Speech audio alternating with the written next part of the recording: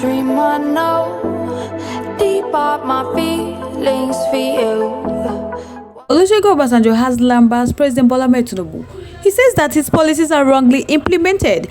But guys, before we comment fully, welcome back to this wonderful channel as we bring you back-to-back updates and information as it is hot. In case it's your first time of joining this wonderful channel, kindly subscribe, like, comment, share, and also the notification bell to get notified whenever we drop our video to all amazing subscribers. Thank you so much for joining us on today's news. So guys, let's proceed with the news. The former president, Chief Olusegun Abasabjo, tackled President Tinubu's administration for handling of fuel subsidy removal, flotation of the naira, and the military coup in Niger Republic. He said that though subsidy removal and the government forest policy were desirable, but they were poorly handled by the government. Said effort to get reaction from the president media office were successful, but a presidential source simply said that it is his personal opinion and he's entitled to that, but they don't want to reply to him. But Obasanjo also took a swipe at those against his position on the much touted refurbished refinery in Port Harcourt, Rivers State, describing them as psychopaths and spin doctors.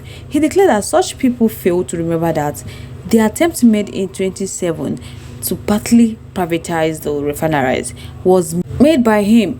He said today the government has taken 3 decisions, 2 of which are necessary, but they are wrongly implemented, and they have led to impoverishment of the economy and Nigerians. That these are the removal of subsidy, closing the gap between the black market and official rates of exchange, and the third one is dealing with the military coup in Niger Republic. That the way forward is production and productivity, which they believe and trust in government leadership will engender.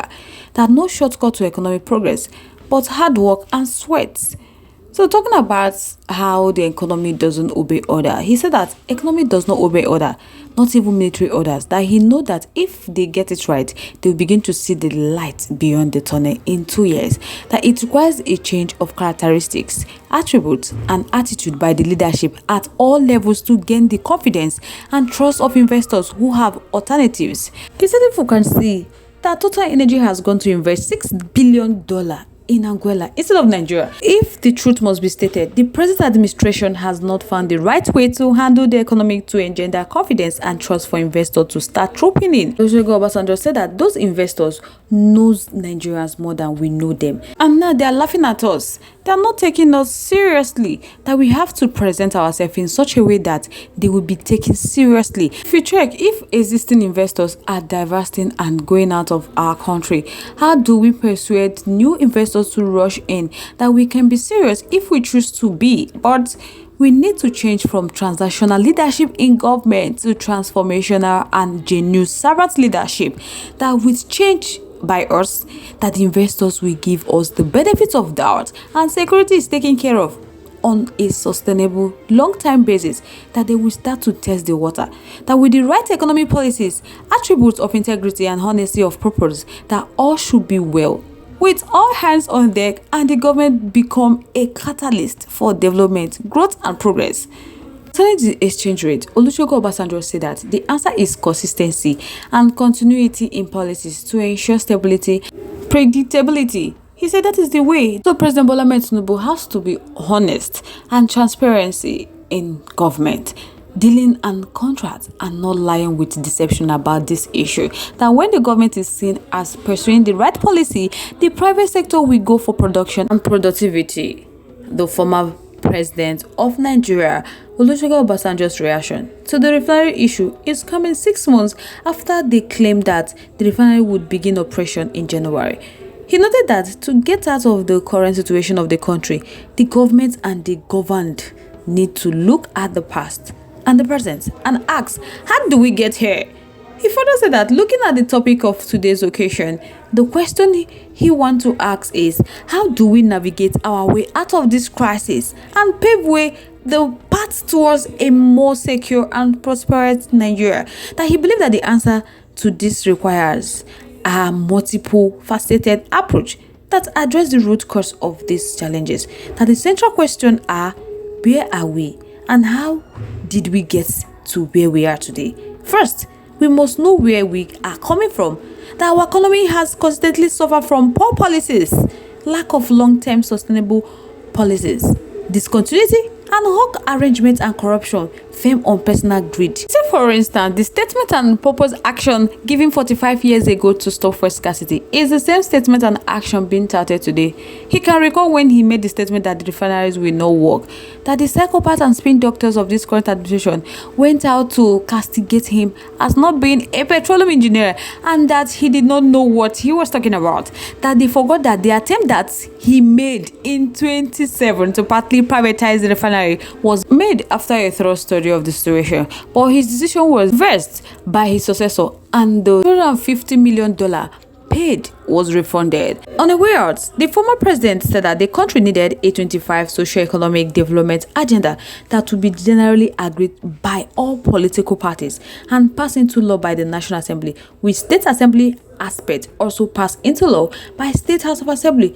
So they have to take up the implementation on a 5-year basis. In reality, that plan will have the effect of almost a constitution, that the first priority in the implementation will be education for all. Then the second should be food and nutrition security through agribusinesses. That the third should be energy for all. The fourth should be industrialization and manufacturing. And the fifth should be science and technology, innovation and artificial intelligence. That in all this, the government should provide a conducive environment for the private sector to operate and strive, and where the government will be involved at all other than as a policymaker and enabler. It should be based on private-public partnership with the government as a junior partner. In the issue of employment, it said that employment must be a right for all Nigerians from age of 18 to 65 years. That with such a carrot imposition, the stick must then be made more severe for criminals. That 5 years must be set out to ensure that every Nigerian child who is not in school is in school, and no one is left out of popular education. Adult education should be embarked upon to give every Nigerian basic education equivalent to 6 years of formal education.